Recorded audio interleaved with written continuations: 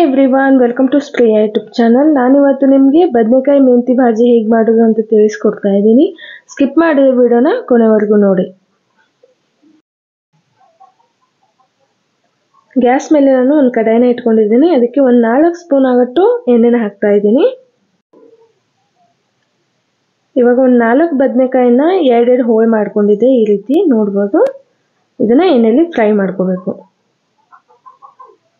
ನೀವು ಬೇಕಾದರೆ ಚಿಕ್ಕ ಚಿಕ್ಕದಾಗಿ ಮಾಡ್ಕೋಬಹುದು. ಬದನೆಕಾಯಿ ಹೋಳನ್ನ ನಾನು 2 ಭಾಗನ ಮಾಡ್ಕೊಂಡಿದ್ದೀನಿ. ಇವಾಗ ಇವೆಲ್ಲನೂ ಫ್ರೈ ಮಾಡ್ಕೋಬೇಕು ನೀಟಾಗಿ. ಇವಾಗ ಫ್ರೈ ಆಗಿದೆ ನೋಡ್ಬೋದು. ಈ ರೀತಿ ಫ್ರೈ ಆದಮೇಲೆ ಇದನ್ನ ಒಂದು ಪ್ಲೇಟಲ್ಲಿ ತೆಗಿತಾ ಇದ್ದೀನಿ. ಇವಾಗ ಅದೇ ಕಡಾಯಲ್ಲಿ ನಾನು 1 ಸ್ಪೂನ್ ಜೀರಿಗೆನ ಹಾಕ್ತಾ ಇದ್ದೀನಿ, 1 ಸ್ಪೂನ್ ಸಾಸಿವೆ, ಮತ್ತು 1 ಸ್ಪೂನು ಅಜ್ವಾನ ಹಾಕ್ತಾ ಇದ್ದೀನಿ, ಅಂದರೆ ಓಂಕಾಳನ್ನ ಹಾಕ್ತಾ ಇದ್ದೀನಿ, ಮತ್ತು 1 ಸ್ಪೂನು ಚಿಕ್ಕ ಸ್ಪೂನಲ್ಲಿ ಸ್ವಲ್ಪ ಇಂಗನ್ನ ಹಾಕ್ತಾ ಇದ್ದೀನಿ. ಇವಾಗ 4 ರಿಂದ 5 ಹೆಸರು ಬೇಳೆನ ನಾನು ಸ್ವಲ್ಪ ಸ್ಮ್ಯಾಶ್ ಮಾಡಿ ತೊಗೊಂಡಿದ್ದೆ, ಮತ್ತು ಸ್ವಲ್ಪ ಶುಂಠಿನ ಸ್ಮ್ಯಾಶ್ ಮಾಡಿ ತೊಗೊಂಡಿದ್ದೆ. ಇದೆಲ್ಲನೂ ಹಾಕಿ ನೀಟಾಗಿ ಇದನ್ನೆಲ್ಲ ಫ್ರೈ ಮಾಡ್ಕೋಬೇಕು. 2 ಈರುಳ್ಳಿನ ನಾನು ಚಿಕ್ಕ ಚಿಕ್ಕದಾಗಿ ಕಟ್ ಮಾಡಿ ಇಟ್ಕೊಂಡಿದ್ದೆ, ಅದನ್ನು ಹಾಕಿದೆ. ಇವಾಗ ಇದನ್ನ ಎಣ್ಣೆಯಲ್ಲಿ ನೀಟಾಗಿ ಫ್ರೈ ಮಾಡ್ಕೋಬೇಕು.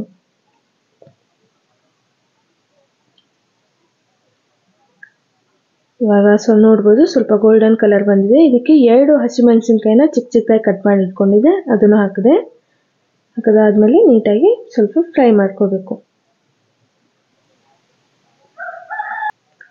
ಇದಕ್ಕೆ 1 ಟೊಮೆಟೊನ ನಾನು ಚಿಕ್ಕ ಚಿಕ್ಕದಾಗಿ ಕಟ್ ಮಾಡಿ ಇಟ್ಕೊಂಡಿದ್ದೆ, ಅದನ್ನು ಹಾಕಿದೆ. ಹಾಕಿ ಇದನ್ನು ನೀಟಾಗಿ ಫ್ರೈ ಮಾಡ್ಕೋಬೇಕು.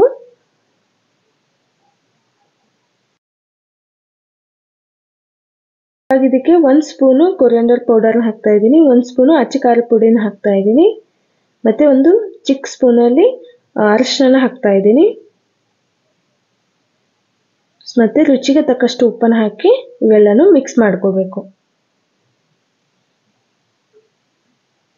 ತುಂಬಾ ಟೇಸ್ಟ್ ಸಖತ್ತಾಗಿರುತ್ತೆ. ಅಂದರೆ ಇದು ನ್ಯೂ ಸ್ಟೈಲ್ ಅಂತಲೇ ಹೇಳ್ಬೋದು. ನಾವು ಡೈಲಿ ಮಾಡ್ತಿರ್ತೀವಿ ಬದನೆಕಾಯಿನ, ನಾರ್ಮಲ್ ಆಗಿ ಮಾಡ್ತೀವಿ, ಆದರೆ ಈ ರೀತಿ ಮೆಂತೆನ ಯೂಸ್ ಮಾಡಿಕೊಂಡು ಮಾಡಿದ್ರೆ ತುಂಬಾ ಸಖತ್ತಾಗಿರುತ್ತೆ. ನೋಡ್ಬೋದು. ಇವಾಗ ನಾನು 1 ಬೌಲಲ್ಲಿ ಮೆಂತೆನ ಕಟ್ ಮಾಡಿ ಇಟ್ಕೊಂಡಿದ್ದೆ, ಅದನ್ನು ಹಾಕಿದೆ. ನೀಟಾಗಿ ಇದನ್ನೆಲ್ಲನೂ ಫ್ರೈ ಮಾಡ್ಕೋಬೇಕು. ಇವಾಗ ಇದು ಆಗಿದೆ. ಇದಕ್ಕೆ ಆಗಲೇ ಫ್ರೈ ಮಾಡ್ಕೊಂಡಂತಹ ಬದನೆಕಾಯಿನ ಹಾಕ್ತಾ ಇದ್ದೀನಿ. ಈ ರೀತಿ ಎಲ್ಲನೂ ನೀಟಾಗಿ ಮಿಕ್ಸ್ ಮಾಡ್ಕೋಬೇಕು. ನೋಡಿದ್ರಲ್ಲ ಎಷ್ಟು ಚೆನ್ನಾಗಿ ಬಂದಿದೆ ಅಂತ. ಈ ರೀತಿ ಮಾಡ್ಕೊಂಡು ತಿಂದರೆ ತುಂಬಾ ಚೆನ್ನಾಗಿರುತ್ತೆ. ನೀವು ನಾರ್ಮಲ್ ಆಗಿ ಬದನೆಕಾಯಿ ಭಾಜಿ ಮಾಡೇ ಮಾಡ್ತೀರಿ, ಬಟ್ ಈ ರೀತಿ ಮಾಡಿದ್ರೆ ತುಂಬಾ ಇಷ್ಟಪಟ್ಟು ಎಲ್ಲರೂ ತಿಂತಾರೆ.